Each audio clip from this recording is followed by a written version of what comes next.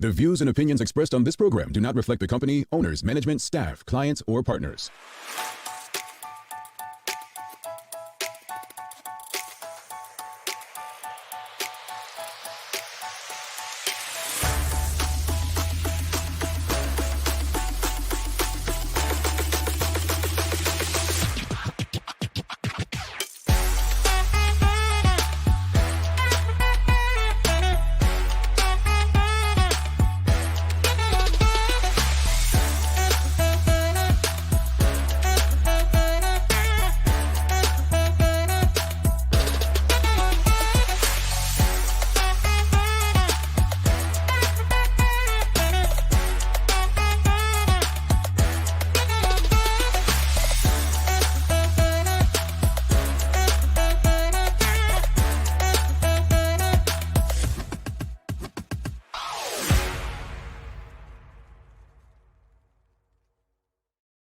It's Wednesday, the 7th day of August, 2024. Welcome to Bermuda's Daily Talk Show. It's the Daily Hour brought to you by the BAC Group of Companies, Medical Lindos, and People's Pharmacy.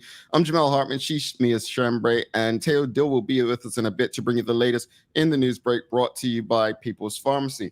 Greetings, madam. How are you? Hi, everybody. Good morning.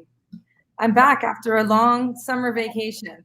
Yeah, we're So my husband turned 40 this summer, so we did a big European vacation. So we went to the UK. He's from Manchester, so I threw him a surprise party there, and then, which was really amazing. All of his friends came. I thought it was going to be one of those times when everybody's busy, but everybody came, which was awesome. Then we went to Paris. Yeah, he was surprised. He was very surprised. Yeah, which was great. And then, which was hard to do because we share a bank account, so I was having to be very. She's nuts. I was having to be very shady. Right. Not very good at. And then we went to Paris because it was pre-Olympics. So we went to Paris for 2 nights. We were there during the European football. And then we went to Madrid, and we went to go and see Metallica on James's 40th birthday at Madrid Athletica. Okay. So that was pretty cool. Yeah. So that stuff was going on in our house. You had your own Western European tour. Yeah, we did. Absolutely. I don't know if I recommend taking a 5-year-old. Pardon? What was Paris like when you went there prior to the Olympics? Oh, it was beautiful. It wasn't busy. I think a lot of Parisians kind of fled.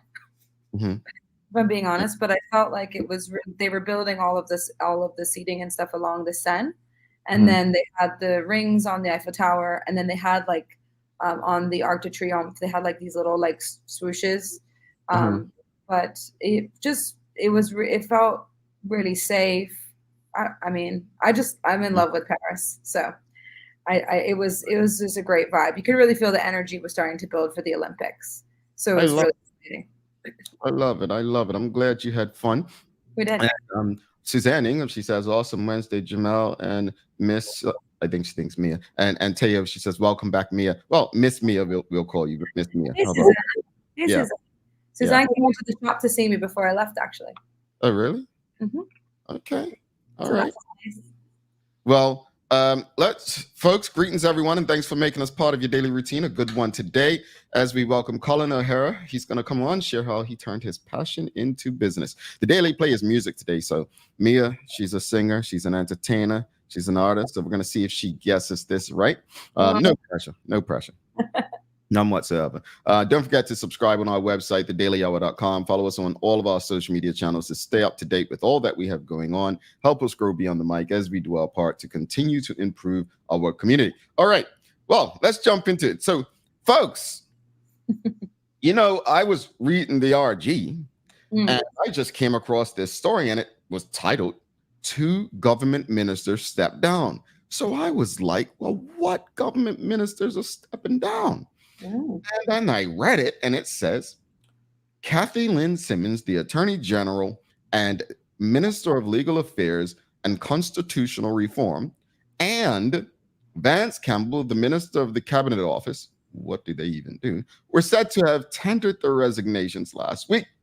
David Burt said both Vance and Kathy have been valued members of the cabinet, bringing to bear their thoughtful advice and counsel to the complex issues that confront Bermuda and which we in government have a responsibility to address. Well, it got more interesting yesterday. Mm-hmm. Our good friends at the Royal Gazette had another article with another headline, and it says, Kathy Lynn Simmons resigns as an MP. You know what that means? Well, let me read the story a bit. Kathy Lynn Simmons, who had already stepped down as the Attorney General, the Minister of all that other stuff, she's leaving her ministerial post alongside Cabinet Officer Minister Vance Campbell. But according to Dennis Lister, the Speaker of the House of Assembly, he confirmed yesterday that Ms. Simmons also departed as a member of Parliament after handing in her letter of resignation. So that means, along with Colonel David Birch and Walter Rabban, the Deputy Premier, that Ms. Simmons is yet another one who will be resigning, as an MP. Yes. Now, I guess the question is this: is she resigning with immediate effect? If she is, does the Premier call a general or by-election? So, question of the morning is: what are your thoughts on the PLP resignations? I mean, is this basically the House of Bert crumbling? And also, do you think the Premier should call a general election or by-election if she's in fact resigning with immediate effect? Mia's thinking about this one. Well, correct me if I'm wrong, Jamal, but isn't it if the resignation is immediate, then that sparks within the legalities of parliamentarians and of course our government, doesn't that spark that a by-election has to go on within the next 2 months if it is immediate? My understanding is 60 days. Yeah. That's right. Yeah. Okay. So do I think they should have a by-election? Well, yes, if it is immediate, then that is, of course, the legalities. That's the protocol. And it really got me thinking about if there is a by-election and it's Somerset North, where Ms. Simmons is representing, or MP Simmons, who are her, who are the opposition in Somerset North? Because I don't know. Up there last year, who ran against her in the election was Jeff Sousa for the OBA and Mark Bean for the FDM. In the previous election to that, I believe it was Ray Charlton of the OBA. Okay. So again, I don't know if the OBA has put someone up there as of yet. I can't remember, but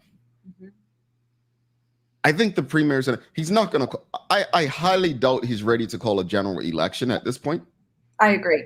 I completely agree. But in his own words, Mia, some years ago, he spoke against calling by-election after by-election, right? Well, that's true also. And the time is really running out in regards to the election, because it's February 2025 that it needs to be called by. And you're not going to have an election at Christmas time because lots of people will be off the island. And then, so when are you going to have an election? So you're not going to have a Christmas. Maybe you'll have it in the new year. Maybe you'll have it at the beginning of February. But then that gives time for your opposition to really start to rally and really start to gain some strength. So are you going to call a snap election? Or with the by-election, then if a member of the opposition gets in, then that then again weakens, as you say, the House of Bert. So it will start to crumble.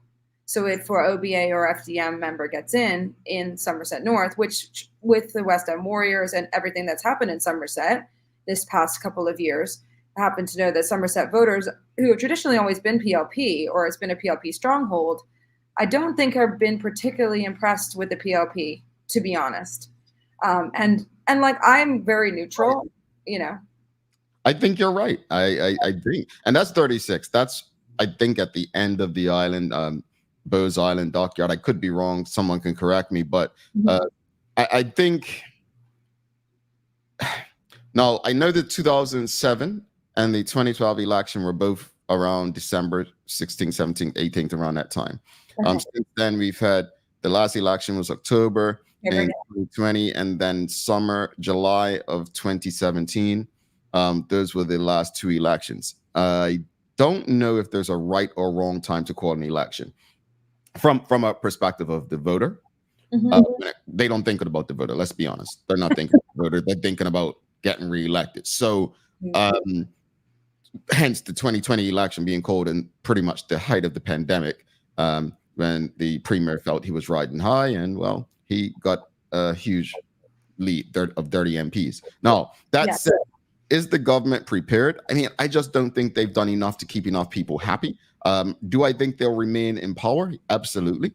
I just don't think. I think people are more disenfranchised, less interested in the process than they are to vote for anybody new. So, I mean, Mia, you can vote, I can't. So you can tell me how you feel. They took me off the register.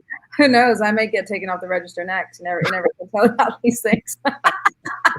I'm just getting canceled left, right, and center. No, I think. Well, what I want to say is, in regards to have they done enough for the voters? Yes, I think it was really smart of the PLP to have it during the height of COVID. During the time when they were really riding high in regards to managing it. But what I think is that if you look globally at what's happening with politics, obviously in the UK we've just had a massive flip from Conservative to Labour, and then in France it was also kind of a big surprise to everybody as well. So, I mean, those are just two examples of kind of what's been happening in election years. And then we just got Kamala Harris, who's just come down, Biden stepping down. So we've got all of these kind of things that are happening, which are really interesting and kind of outliers who are kind of coming in and taking over because people have been disenfranchised. They don't feel represented. They're not happy with what's happening in their countries. And I feel like that's really reflective of what's going on in Bermuda as well. I think people have been really upset with the violence. I mean, that's understatement. Economy, there's just education. The list goes on and on and on.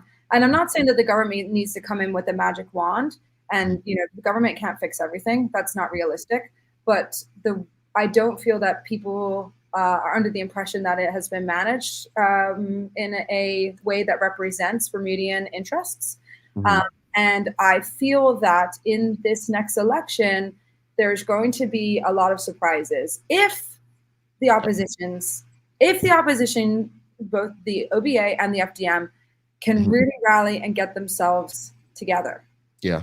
I think, and I think that's a positive thing, because I think having a majority in any regard in any government is not good, because you want to have voices. But I also think that the independents can play a key role, like Sir John did. And again, Sir John may not have won, but he's got people worried. And some people say, oh, well, that's just Sir John. No other independents will make inroads. I don't know. I think people may feel that political parties have not done what they expected, and may go that route. I don't know. But audience, what are your thoughts? What are your thoughts on the recent PLP resignations? Charles H. Jeffers II, he says, I just saw on the OBA's site that they announced Carl D. Neblett as their candidate for C36. Okay. I'll have to look on there to see who that is. Carl D. Neblett. So they do have a candidate there. Shamari Sky says, no, let's see another by-election. It will be interesting to see if the FDM run and win. That will set the table for a more competitive general election.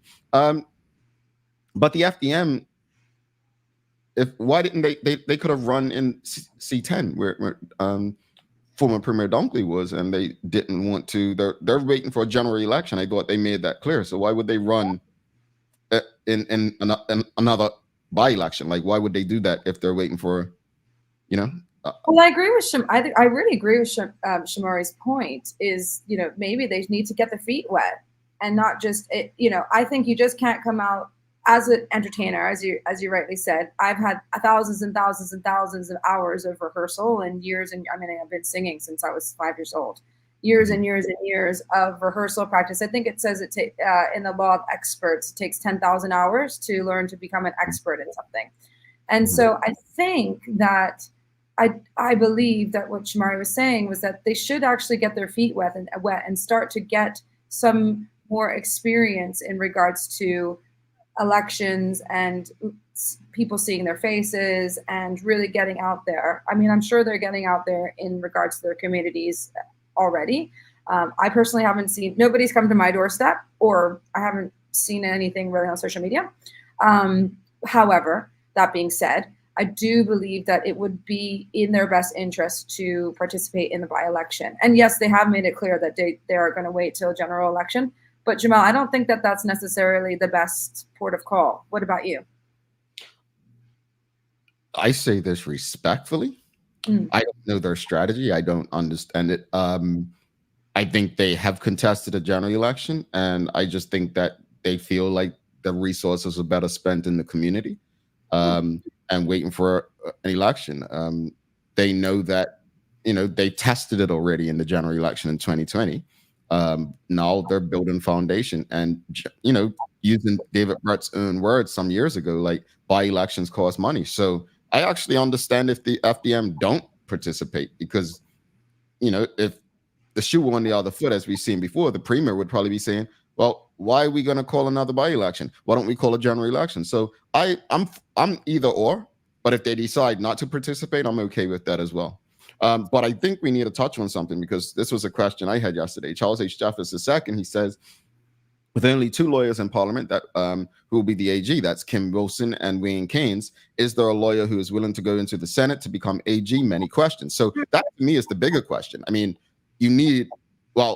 I did hear that a public officer can also be appointed as AG as well. I was told by a lawyer last night that it doesn't necessarily have to be a politician. So again, that's interesting in itself. But this leaves David Burt in a pickle, because does Kim Wilson want to be the AG, and is Wayne Keynes interested in returning to cabinet? Yeah, but no, yeah. I'm surprised there's only 2 lawyers. That's actually really surprising. Don't you think that's don't we always speak about the quality of candidate, Mia? Yeah, we do. Yeah, we speak about that. We really do a lot. I'm shocked to hear that there's only 2 lawyers. Mia, I say, why are you trying to take me there? Talked in a while, Jamal. I'm sorry. You know what?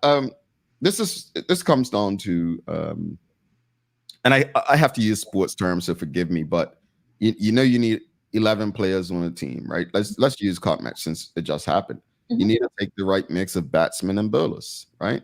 And if you have, 8 batsmen and only 3 bowlers, then chances are you're not going to be able to build the other team out, because people will get tired, and you'll have to put people who are not, bowling experts on the bowls. So I think if I'm a part of a political party, I would never want to ensure my party gets in that position, to ensure that we have the depth so that we can fulfill the needs of what it takes to make up cabinet. So this could come down to leadership as well. Yeah, I think so. And actually, reflecting on the independents and hearing what John Swan had to say back in the most recent by-election, he actually did say that many companies are not very supportive of their employees being involved in politics, whereas they once were very supportive of their members of staff being involved in politics. Now is actually a bit looked down upon, perhaps, or not supported. Or if you do want to get involved in politics, it's a faux pas almost. Our firm doesn't want to be involved in politics. We just want to stay completely neutral. Whereas in times of the past, it was very celebrated to be a politician. It was, absolutely, it was something to be proud of. It was something that you were doing in the community and something that was supported by all. So is that a result now? Are we seeing you reap what you sow? Are we seeing the results of that now? There's lawyers who are very wonderful and might want to get involved in politics. However, the firms that they work for are not supporting them, and they're not able to do that, and that they're not able to put themselves in that kind of predicament. And we can't ignore that point that Sir John's often speaking about. You have plenty. I mean, so many lawyers every week. There's a few new people. It feels like they're doing the bar thing, right? Yes. not the drinking bar, but passing the bar. Probably both. Oh yeah, going somewhere to celebrate. But no, to that point, it's important because we need the best of Bermuda, and Sir John's point is extremely valid. Thanks for that, Mia. Charles H. Jeffs II, he says, but with Mark Bean having run there up in 36 in the last general election, why wouldn't he run there in a by-election? Again, cost. What? I mean, if they're just going to go and do they know an election's coming, maybe it's strategic. I mean, I would ask that question. Why wouldn't he? I would probably say I understand why you wouldn't, because in David Bert's words, like by election after by election, it's like it's costing money. Why don't we just have a general election, right? Well, how much money does it actually cost? I have no idea. I just hear politicians to run a campaign. It can't be that much. Well, I mean, if the United States is anything to go by, I mean, when it comes, they can find money for war. Two things you can find money for in the U.S.: war and political campaigns, because they say Kamala Harris got $300 million in a week or something like that. I'm like, my goodness. Wow. You can pay for political campaigns, but you can't feed people. So I get you, Mia. Like maybe we should get a breakdown of cost. Like how much does it really cost to run a campaign? I mean, in Bermuda, it shouldn't be, in the millions. No, not at all. And I personally run marketing campaigns all the time as part of my business. Mm-hmm. So I understand the budgets that go around it in regards to, fees for marketing. So it's, as a tiny microscopic business, we can support that. So I'm sure that if someone, there could be some type of fundraising that could go around in order to, if you really wanted to sink your teeth in. And I'm sure lots of people would, assist complimentary, who are experts in their fields. That could help you. So, I mean, it can't cost, you could do it very grassroots and be very effective, which I think is what the FDM is about in many ways. Yeah, well, to that point about the cost, Charles H. Jeffs II says KH, meaning Kamala Harris, raised $20 million yesterday after announcing her DP pick. Well, that just doesn't happen to me. Suzanne Ingham says, I think FDM and Sir John are building up for the general election. FDM have their feet very wet in C10, grounded. And then she goes on to say, I know of someone who lost their job because they wanted to go into politics. That's wrong. There's got to be a law for that. I think that's something that, because again, we're not gonna, there was a time we had some of Bermuda's best in politics. And I'm not saying best just because they had good jobs, but these are people who did not need politics. It was not a career for them. You had people who, genuinely it was a service to the people. And I think we've lost sight of that. Right now, you can name any number of people who it just seems like they're there because it's a career. And politics, in my opinion, should not be a career. So, what are my thoughts on the recent PLP resignations? To me, it feels like the same thing that happened when Mark Bean eventually resigned in the PLP, when everyone, including David Burt, had resigned from being in his shadow cabinet. This, again, I could be wrong. I only know what I'm reading. But for two cabinet ministers to resign on the same day, and PLP apologists and those who are part of the party can say, oh, people resign for a number of reasons, family commitments, this, that, or the other. Shut up. It sounds like a marketing spin, when celebrities, do stuff and they go into rehab, know. Yeah, exactly. No, exactly. Like trying to spin it around. At the end of the day, this is not normal. No, it's not. It's quite shocking, actually. Yeah, and the fact that not only resigning as a cabinet minister, but as an MP as well. Oh no. Anyway, we got to bring Teo Dillon for the news break because we've got Cullen O'Hara coming up, and we don't want to take away Cullen's time. All right, he's got things to do. All right, let's bring Teo in, see what he's got for us in the news break.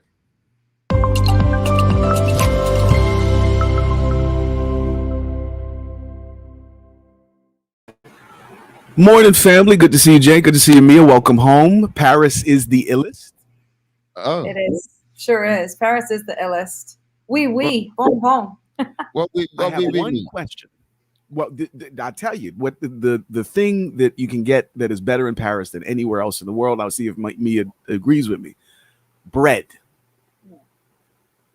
Parisian bread is the platonic ideal of bread. Like, it is perfect.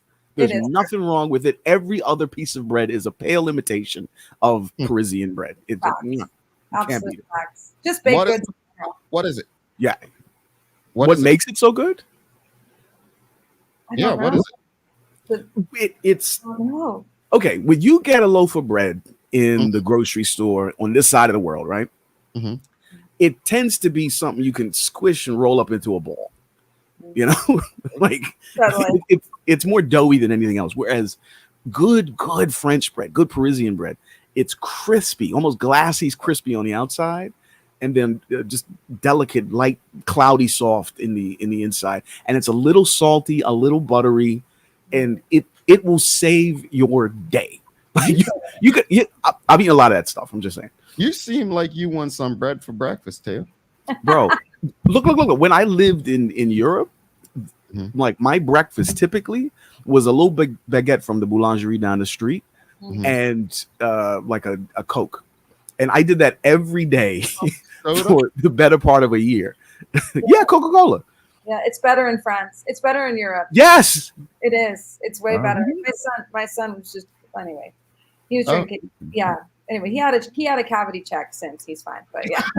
Oh yeah, and I was a teenager at this time, right? So if I did that now, I'm puffy enough as it is. If I did that for a year now, like I need a widescreen lens to catch my cheeks, like keep them in the picture.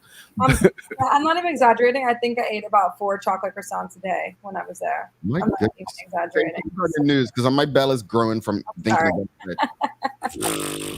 Mia knows what's up. But to start off with, we're covering the subject of discussion this morning. Obviously, that is between now and October, we're going to have at least one more by-election or an unexpectedly hastily called general election. The reason for this is that former AG and Legal Affairs Minister Kathy Simmons, who left her cabinet post along with former Cabinet Office Minister Vance Campbell earlier this week, has resigned her spot as MP for Sands North Constituency 36.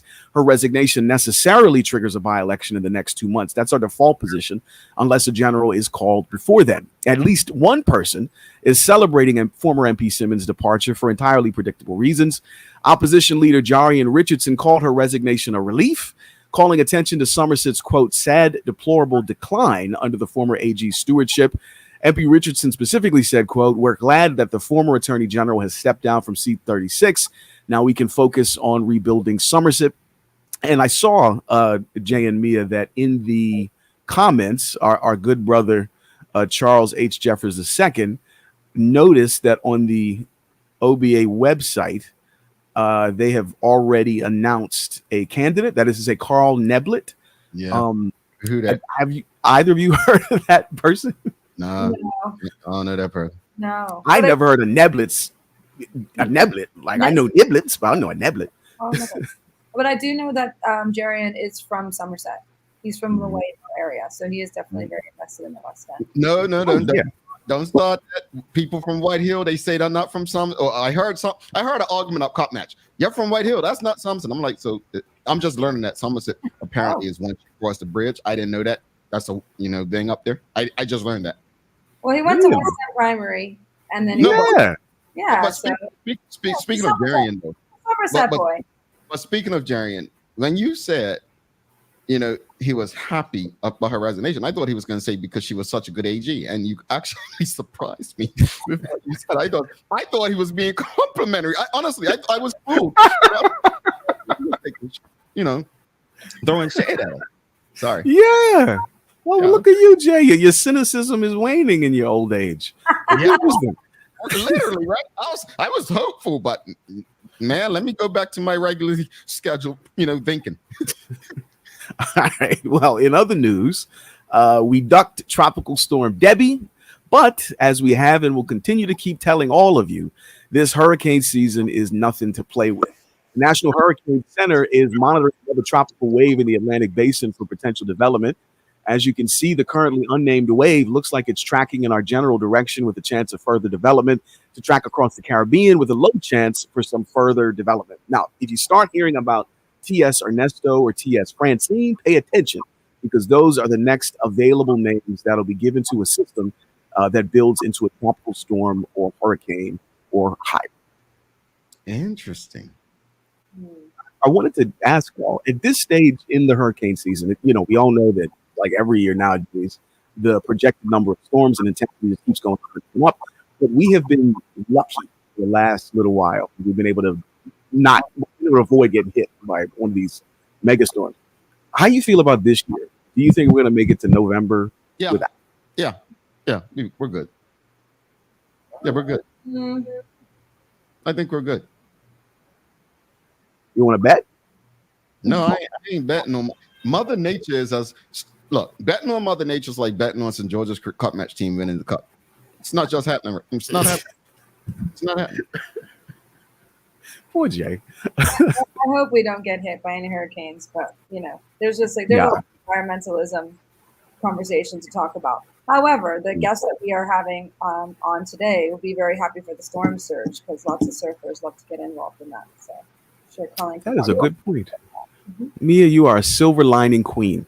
This guy.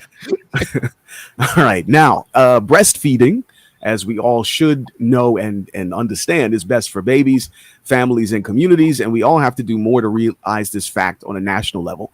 This from Minister of Health Kim Wilson celebrating Breastfeeding Month with the launch of a special photo display showing a diverse group of mothers and babies sharing their breastfeeding stories. It is vital to ensure that every mother, regardless of socioeconomic status or race, receives the encouragement and resources necessary to breastfeed successfully.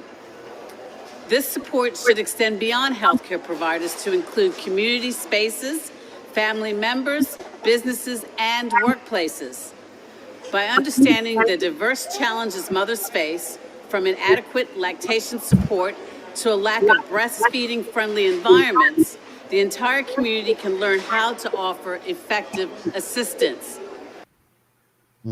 Now, the display that the minister was referring to is on the upper level of Washington Mall next to Gibbons Home Store until the end of this week for us all to experience personally. Okay. I love this initiative. I love this initiative so much. And it's so important.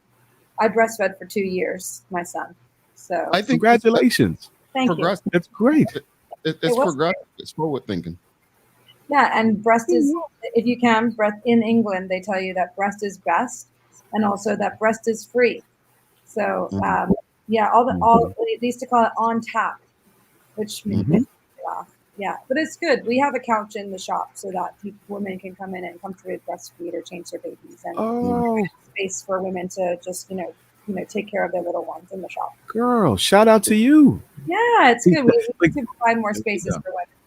Yeah, like that kind of deliberate commitment to making that available. Now, I obviously I know that I'm a little extra focused on this subject at the moment because I got a primarily breastfed nearly 10-month-old baby. But it's one of those things that I have never, for as long as I can remember, never understand the social pushback against women breastfeeding in public. Like, I think it comes down to people just not respecting things beyond sex, right? Everyone's sexualized. Yeah. That's the problem in especially small conservative communities, is stop sexualizing what should be normal. Yeah. Completely. Like a child having their lunch. Yeah. Like, what's sexy about that? You weirdo. Nothing. And it's so we gotta move on, guys. We gotta move on. I'm sorry. And this is the last one. Sail GP's coming back to Bermuda in a big way, which is always good news. As of August 25th, Sail GP is launching its first ever preseason training camp in 4 countries, including Bermuda. The iteration of the training running here on island is particularly interesting since it will feature Brazil, the league's newest team, spending 3 weeks of intensive training on the Great Sound on Sail GP's high-tech F-50 catamaran. Sail GP MD Andrew Thompson celebrated the upcoming event, saying that Bermuda offers, quote, optimal racing conditions, and this additional training window will give select teams, including Brazil, vital experience. I love that because losing, the Grand Prix it's big. It's huge for the economy. So happy to see that. Mm-hmm. And as far as the weather is concerned, your electricity bill over the next 3 days, it is only going to go up. Like, it's not going down because the air temps are going to climb within spitting distance of 90 degrees in the next 72 hours. It's all due to the dominance of the Bermuda high, which will keep skies bright, winds gentle, and skin sweaty. And remember, we talking about this lately. As the temp readings max out in the very high 80s, it's going to feel like it's closer to 100, 101. So continue to keep yourself hydrated, stay safe. You don't want to be the one that passes out in town doing your shopping. It's corny. Don't do that. Hydrate, folks. All right, Mia, you got days of the year for us? Yes, days of the year. So today in 2006, at just 30 years old, golf professional Tiger Woods won the 50th PGA, making him the youngest person to ever win the PGA. Wow, man.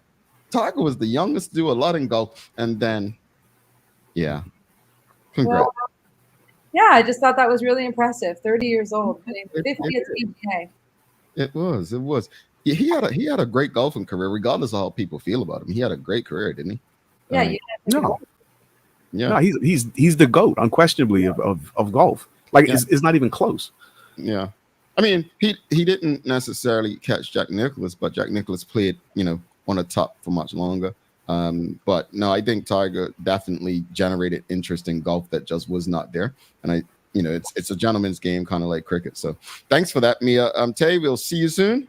Appreciate you both. Have a great morning. All right, you too. All right, folks, do not go anywhere. We've got Cullen O'Hara coming up. Surfing, skating, man, extreme sports in Bermuda. We need to hear more of this because this sounds very risky. My clumsy self, I wouldn't last long. Stick with us. We'll be back in 2 minutes, 27 seconds. I want to know how he would deal with someone like Steve Urkel. I'm the closest to that. Stick with us. Let's face it, life can be a little wild, but shopping doesn't have to be. I choose People's, so that whether it's a prescription that needs to be filled, a toy for my little terror, or a gift for a new addition to the family, we'll see about that. Everything's available in one convenient location. Some call it People's, I call it my one-stop shop in the city. People's, we're here for you.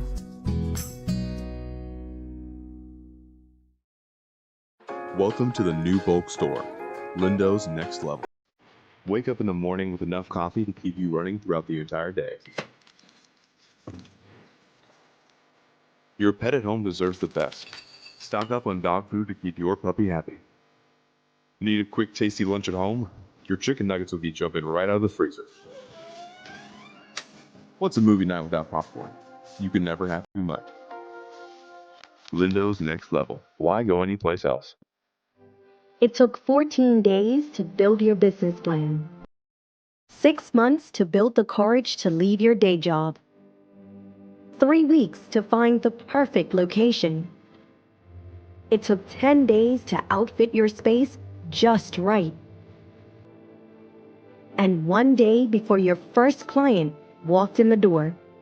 All totaled, it took you a full year to get your business operational. And this is just the beginning. To the entrepreneurs, the risk takers, the people that shape our economic community, we salute you and are here for you every step of the way.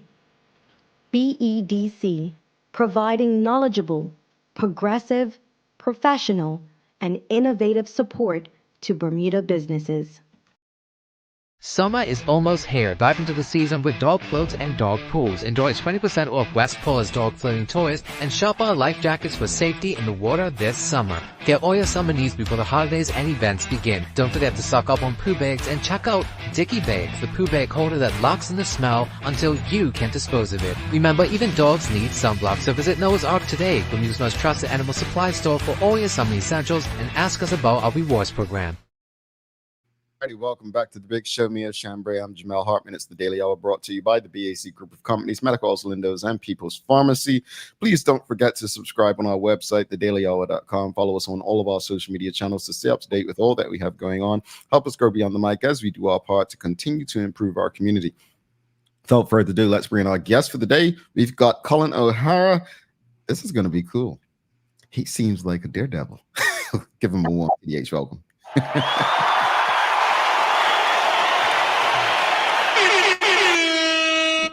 Welcome, Cullen. How are you? Very well, thanks. Thanks for having me. Thank you for coming. It's early. You're not usually like out skateboarding or surfing this early, are you? I'm actually a pretty early person. Okay. I was walking my dog in the dark this morning, and I'm already at lunchtime pretty much, so we're good. We're good. All right. Okay, cool. I want to make sure that we're, not got you up too early. All right. But thank you for doing this. And for those who don't, just tell us a bit about your background. Like, what is it that you do? So I run Isolated Limited, also known kind of as Isolated Surfboards, which started in 2009, kind of doing surf lessons and some fiberglass repair. Since then, we've kind of grown into a brick and mortar establishment, which is here on Reed Street, across from Island Trading. And we do a lot of youth programming with skateboarding. We have a skate park inside our shop.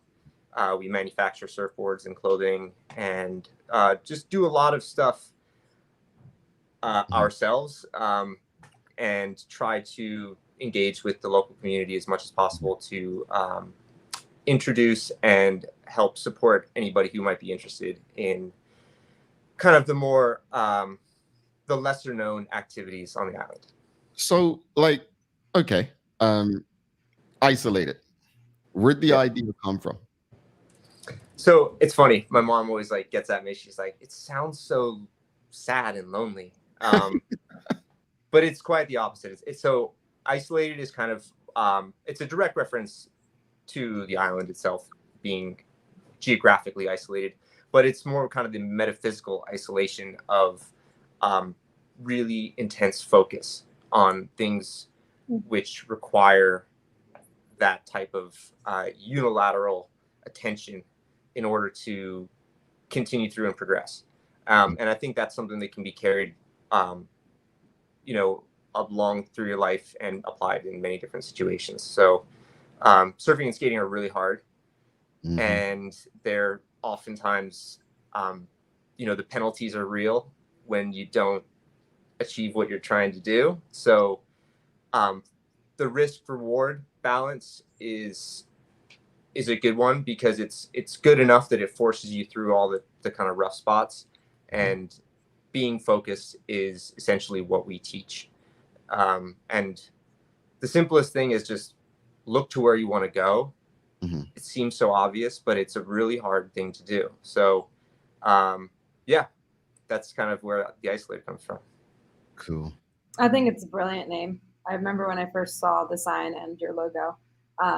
Jamal, I don't know if you know this or not, but Cullen's also, he said they make things in-house, but Cullen does all the art for all the t-shirts and the surfboards, and it's actually so beautiful and gorgeous.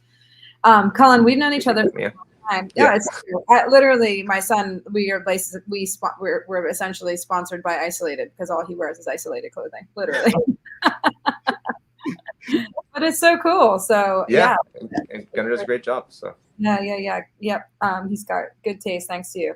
But now, Cullen, we've known each other for a long time, since primary school. Mm-hmm. As far as I can remember, you've always just had a skateboard, but that was kind of unusual. Growing up in Bermuda, there wasn't many. You're probably the only skateboarder I knew. Now, I knew of skateboarding, but you were the only one in Bermuda that I knew, or there was like a really, really like super, maybe like 2 or 3 handful of guys who would skateboard. How did you get into skateboarding?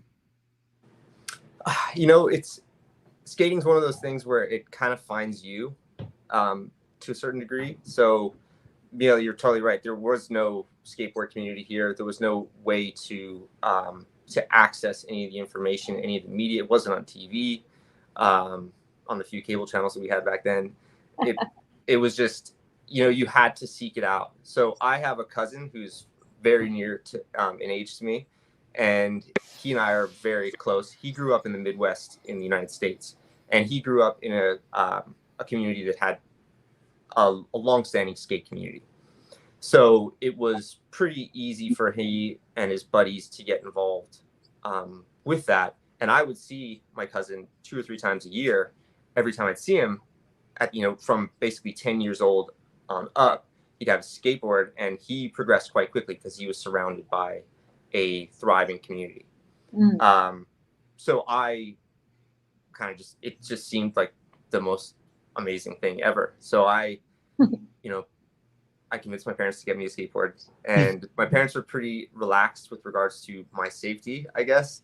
And so they weren't too apprehensive about me giving it a go. It helped that their nephew was also doing it and doing well. But I kind of just did it on my own. down here. There was a handful of people. There was a gentleman who was probably about 10 years older than I am, who would drive me around in his car. I was like 10 years old. He was 20. My parents were cool with it, whatever. And yeah, but progression is slow. You don't have any spots. We had Bull's Head, which was like fairly recently built at that time, but it's parking lot. There's not a whole lot to do, but it's still just really fun and it's challenging and it kind of just keeps you going. So I just kind of kept with it. I mean, yeah, and you have been doing it, your entire life. And I think probably from what it sounds like, you fell in love with skateboarding just over time, just like a relationship that just bloomed and bloomed and bloomed and bloomed. And now you've kind of taken that love for the sport and you've created Isolated and you've shared that love. Like now your love is just like expanding to all of these kids in Bermuda now who are able to also get the bug of skateboarding, and surfing also, which is pretty, I find it so, I don't know if admirable is the right word, but I do really admire you and your team at Isolated. I think you're doing such a phenomenal job. And also I was actually telling Jamel last night that skateboarding and surfing, while it was niche and, back in the day when we were younger, maybe in Bermuda, it was quite not really known about, but now it's Olympic sports. They're Olympians, which is unbelievable. So now this kind of like extreme sport kind of like niche, it was kind of, if you knew about it, you knew about it. If you're into Tony Hawk or etc., or if you got the skateboarding magazines, but now it's on this global platform. And you are creating these awesome skateboarders, both girls and boys, and surfers who could potentially be Olympians one day. I mean, that's a fact. Absolutely. Yeah, it's first of all, it's very humbling. Thank you, Mia, for the kind words. But it's, we didn't, how do I say this? When we started doing this, it kind of started with the surf lessons, which is, to be fair, a little bit more my strength, but I've always been skating. So there was no real skate scene here, so I didn't see it as too commercially viable. With that said, I wasn't really that keen on putting my energy elsewhere. So we kind of just took a bit of a shot in the dark and was like, well, look, I think it's very anomalous that we do not have a skateboard community. Every country in the world has a skateboard community. And I'm talking, most third world countries have at least one public skate park.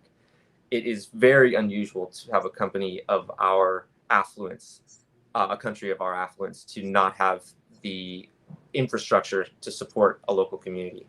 So it's, and we've been working at that for a long time, but at the same time, you kind of have to have someone to feed before you serve dinner, Right. Otherwise everything's just going to get spoiled. So we needed to bring everything up from the ground. And we didn't have any projections. We didn't do any like crazy market research as to like if it would work or not, but kids are kind of attracted to skateboarding. It's a strange, I don't know why. Oh, I do know why, but for those who aren't familiar with it, it's just got this appeal. It's risky. It's fun. You go fast. You are in control. At least that's the goal. There's no rules. And you're bound by your own limitations, which is a really important thing, I think, mentally to be aware of. So you don't start, shooting your mouth up like, I can do this, I can do that. It's like proof's in the pudding, mate. If you can't do it, you're going to learn pretty quick where you stand. But it's so fun that you want to keep climbing the ladder. And the dedication and the discipline that's required to do that is something that people do regardless of any sort of accolades. It's nice to have it in the Olympics and have the global recognition of how challenging it is what these people are doing. If any of you had seen any of the Olympics, it's like, it seems like a video game. These are real people. And, they're falling, and that's the beauty of it. They're not perfect in their runs because that's the reality. And that's the reality in life. You know, nothing's perfect. Yeah, real quick, things don't come easy. Audience, if you have any questions or comments, this show is for you. You can engage. Feel free to jump in and ask any questions or comments that you have. We'll get to you. I see one or two, so we will get to your questions and comments after in a bit. Go ahead, Mia. Sorry. Oh no, it's okay. Yeah, I was just gonna touch back on, every country in the whole world pretty much has an outdoor skate park, which when I was reading some kind of statistics, etc., especially for kids and kind of young teens, it gives them a place to go and have something to do and have something to focus on, actually lowers kind of antisocial behavior and creates this community, which I don't know, Jamal, have you ever hung out with surfers or skateboarders before? No. Well, they are like, I am definitely like a skateboard mom. So I'm just like, and obviously I'm just like a Jason of this kind of community. But they are the most chill, interesting, just like caring, really like people that you want to be involved in. And that's globally. I've hung out with surfers and skateboarders all over the world. So is there something that we can do? I know you were working on Project 88, Cullen, for a little while. Is there anything we can do as a community to assist with getting a skate park potentially? Because I think it would be really amazing to have Florida, it's all these guys. It's coming. It's definitely, it's a large capital investment for the community.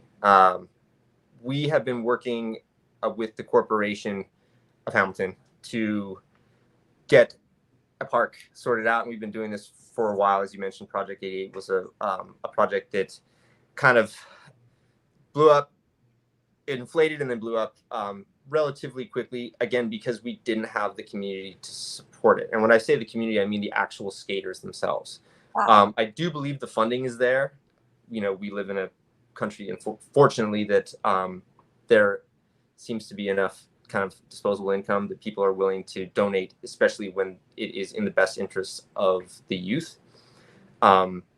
However, there's a little bit of, we have to be a little delicate with how quickly we rush into it, because, we're talking about building a public facility that's going to be open from sunup to sundown. It's going to be made out of concrete. It's going to be challenging. And we want to make sure that the participants have a sense of awareness and a skill set that will allow them to ride it safely and also translate that skill set to just the ambient population that might come watch or choose to participate on the random Tuesday mid-morning or something like that. Okay. Because if you just build something and then just let the public at it without any supervision, you're looking at a long list of issues. And the last thing we want is to raise all this capital, build something that is quote unquote permanent, and then have the public perception of it as it being a reckless, dangerous activity. Right. So we want to make sure that we have a competent community and subscribership before we kind of get onto that side of things. But fortunately, I think we're basically right about there. Just run out of time, but I just want to shift gears into surfing because Charles H. Jeffs II actually had an interesting question when Mia had mentioned, enjoying certain weather. But he said surfing in Bermuda, I didn't think it was possible. Speak to us about surfing in Bermuda. How's that look? It's definitely not a popular activity by numbers. And as quality goes, it's probably not the place you would travel to surf. But we're an island. We're all aware that the ocean gets stirred up from time to time, and we have quite a bit of a coastline. So there are a handful of spots that can, translate the chaos of the sea into, rideable waves. And surfers are a desperate bunch. You can't just, dial it up like you can in skating. I'm just gonna grab my board and go skate. No, you need to wait for the world to give it to you. So patience is really important, but also you just have to be willing to kind of take what you're given. With that said, you don't need much to surf. People surf in the Great Lakes. People surf in the Mediterranean. There's wave pools all over the place now blowing up. I think the perception of surfing is that it has to be Hawaii in order to do it. I try to remind people that Pipeline, which is, a very well-known name, at least in surfing, is actually like dead flat for 6 months of the year. So, Bermuda gets good. It just doesn't get good all that time. So you just have to be patient and willing to kind of know what you're looking for. Yeah. How can people, what kind of lessons, because camps and lessons were learned earlier, what kind of lessons or camps are you offering through Isolated for both skating and surfing? So we are a little heavy-handed on the skate side at the moment, just because it's a lot easier to schedule. As I mentioned, surfing, you kind of are playing with the weather, and that is just a little bit trickier. So we do after-school programs, which are going to start back up in the end of September, Tuesday through Friday. And they are separated by ability level. So if your son or daughter wants to kind of get involved, that information is going to be on our website, isolated.com, within the next week for the fall registration. But private lessons also can be booked on isolated.com. And we offer those currently on Saturday morning between 9 and 2 o'clock. Once the school term starts back up, we'll be doing them Saturday and Sunday. For the surfing, we're not doing private lessons at the moment, but we're going to be, we have a surfing program within our after school program. Time is the enemy on that one. There's just not enough hours in the day. Indeed. And where can people go to learn more about the programs and offerings of Isolated? So everything's on isolated.com. The main splash page, it has lots of links to the products we make. It has links to all the programs that we offer, to our lessons, a little some snippets onto the history of the company. You can also check us out on social media. On Instagram, our handle is Isolated Surfboards. And on Facebook as well, you can always, I think it's just Isolated Surf. Or you can just Google surf or skate Bermuda, and chances are that'll probably point you in the right direction. All right, one last question from the audience before we let you head out. Charles H. Jeffs II, he's back on the surfing. So do you need Hurricane to come through to surf? You don't need it. It's useful. It definitely, it will provide a shot of adrenaline that'll be a little bit more potent than your daily activities. And, as we're all aware, they come and they go pretty quick. So it's, you kind of got to scramble when they're in the neighborhood. Now, popular opinion oftentimes thinks that we want hurricanes to hit us, and that is definitely not true. Surfing, we want swell, but we don't want chaos in the weather, because we don't need the wind. We just need the result of the wind. So we're much happier when the storms stay 200-300 miles offshore, give us nice local conditions. Everybody's happy in that sense. So with that said, if they do hit us, we're still going to make the most of it, because there's no point, just whinging about it inside. So don't waste waves, you're saying. Exactly. And Cullen, when can you take the Daily Hour team out for a surf lesson? Wait, whenever you guys are ready. Hey, I just about put my toe in on a good day. Hey, well, you know what? Every day's a good day if you get in the water. So I think what you're doing is incredible. Mia speaks very highly of what you're doing. I love it. I love people who take hobbies and turn them, those passions into careers. And I think that the public needs to know more of this, because I think there are a lot of daring people, especially young people, who would, I don't know, how early do you take children? As early as they want, really. We don't have a firm line. Age is a very strange thing, especially with young people. If they want it and they know what they're doing, that is to say they don't think it's just like a slide or something. They actually know it's a skateboard. Then bring it on. Well, I can't. Your son was Gunnar got on pretty early, and he skates with the big boys. Yeah, Gunnar was 4, and now he skates with 8-year-olds. So. And 4-year-olds. Yeah, 4. He was just shy of 4 when he started. So I'd like to know, audience, have anyone in the audience ever done surfing or skateboarding? I tried a skateboard once, I'm gonna be honest, and the wheels went from under me. Yeah, that's what happens. That's what happens. So when you first started, how many times did you fall? Sorry. Falling is normal. I fall every day. Okay. All right. Yeah. If you're not falling, you're not trying. Exactly. There you go. But no, Mia, let's agree to something. I'll do the skateboarding, not the surfing. The Daily Hour team, we can do the skateboarding. How's that?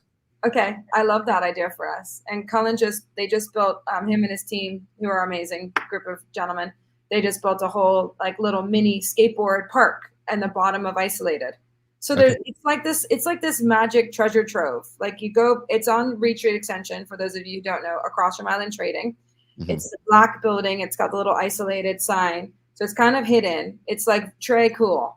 And then you like go in and it's just like, whoa, it's like this little mini skate park. Upstairs, they do t-shirt printing. Cullen does the design. There's all this amazing stuff you can purchase, from bathing suits, t-shirts, skateboards, surfboards. You can actually have private parties in the venue as well. They have a ramp upstairs. It's such a beautiful, amazing space. I can't even, like, you would never know it was there, but it is. It's like, we do know, Cullen. Yeah. I appreciate the plug, Mia. That's very nice. It's magic. It really is. Yeah, Charles Jeff is just asking, but as he said, there's no real age. You know, if they're ready, they're ready. In the surfing thing, we just kind of require that you're a comfortable swimmer. Yeah. Comfortable swimmer. Because, that seems obvious. Yeah, rumors going around. I can't swim. The ocean doesn't love me. But Cullen, thank you so much for giving us the time today. We'll definitely try to do at least a skateboard activity, the whole team. But folks, if you see me falling, Mia edited the video. All right. Cullen, have a great day, man. We'll be in touch. Thanks very much. Appreciate it, guys. Bye, Cullen O'Hara, folks. If you appreciated today's conversation, give us a thumbs up, a love, a like. We're going to take our final break. Be back in 55 seconds. We're going to see if Mia knows the answer to this question about a local artist. A local artist.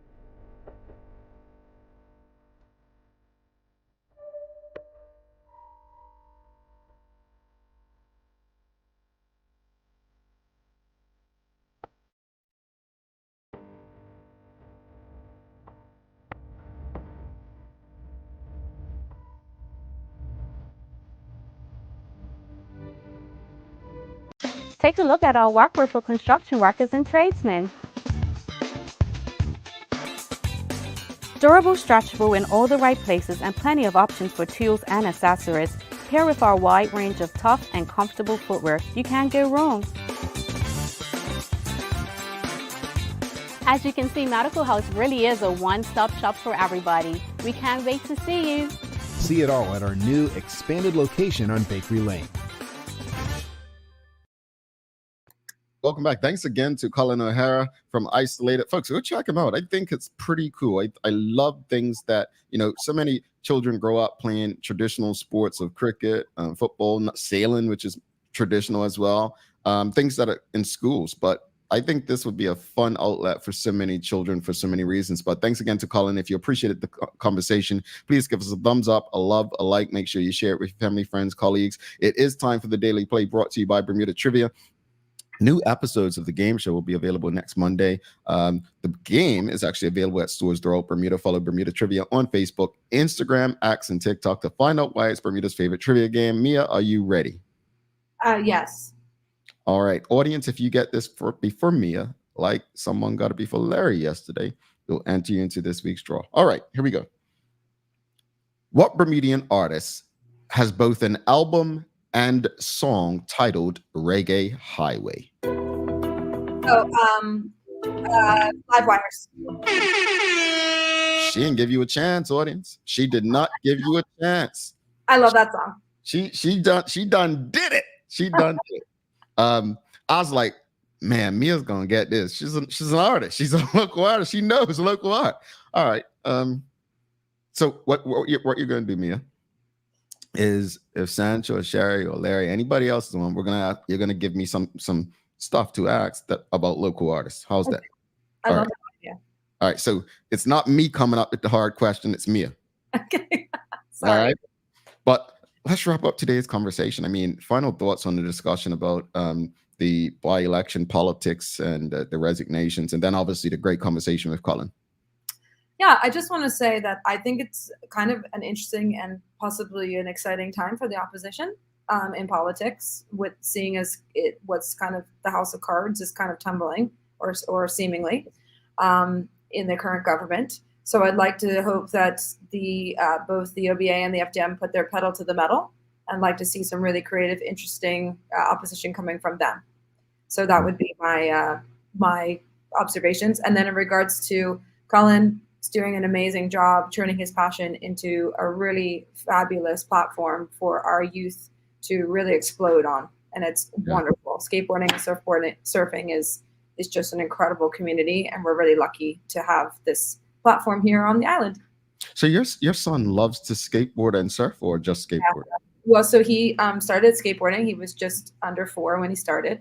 Bless Cullen. Cullen is an actual angel, and on all the men that work there. So yeah, he started just under 4. He saw skateboarding on TV, and he just wanted to do it. Took him for little lessons, and then he just started going to lessons every week for just half an hour block, just a little bit. And then he started doing after school. Then he did, and then lessons, and then he did the camp. And so now this time he's done summer camp for 2 weeks. And then he just started surfing. So he's just starting to learn to surf. But he wasn't very good, to be honest. When he went out, he wasn't great. But he's a good swimmer. So ever since then, since he went surfing, he's got my mom with this boogie board, and they're in the pool, and he's like standing on the boogie board, and she's like pulling him around. So he's got the bug. He's got the bug. I love that.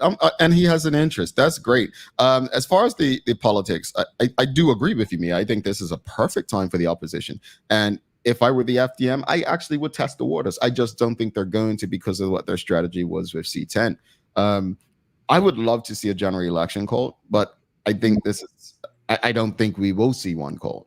I could be wrong. The premier could go and drop a writ today, but I just don't think that they have showed that that the government, the PLP ruling party, has shown that they are ready right now. As far as the conversation with Cullen, as I already said, I think turning something that he loved into a business, and I love how he is sharing it with a new generation of people to give them something different. And when I say different, something that wasn't normal for most of us growing up in Bermuda, like you said, Mia, there was no skate park, right?